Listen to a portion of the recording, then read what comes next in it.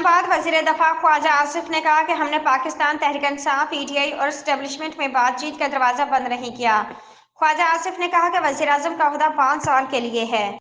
Assembly بھی 5 سال کے لیے بنائی جاتی ہے، کسی فرد واحد کے لیے قانون سازی نہیں کی گئی ہے، بلکہ غیر یقینی صورتحال سے نکلنے کے لیے یہ قانون سازی کی گئی ہے۔ خواجہ آصف نے کہا کہ 77 سال کی تاریخ میں مدت ملازمت کا معاملہ بار بار آتا رہا ہے۔ میں نے صرف سابق آرمی چیف قمر جاوید باجوہ کی ایکسٹینشن کے لیے ووٹ ڈالا ہوا ہے۔ اسلام آباد سروسز چیفز کی مدت اور پریکٹس اینڈ پروسیجر سمیت اہم بلز کا گزٹ نوٹیفکیشن جاری کر دیا گیا۔ تفصیلات کے مطابق پارلیمنٹ سے منظور کرائے گئے سروسز چیفز کی مدت اور پریکٹس اینڈ پروسیجر سمیت اہم بلز کا گزٹ نوٹیفکیشن جاری ہو گیا۔ سینیٹ سیکریٹریٹ نے گزشتہ روز ہونے والی قانون سازی کا گزٹ نوٹیفکیشن جاری کیا۔ قائم مقام صدر یوسف رضا گیلانی نے اہم بلز پر دستخط کر کے گزشتہ رات منظوری دی۔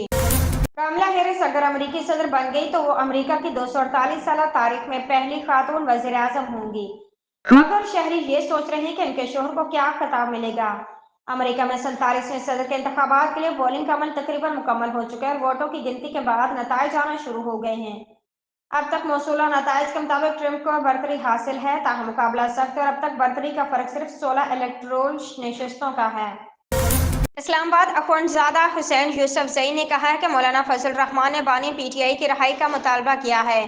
جے یو آئی ترجمان اسلم غوری اور اخوندزادہ حسین یوسف زئی نے میڈیا سے گفتگو کی۔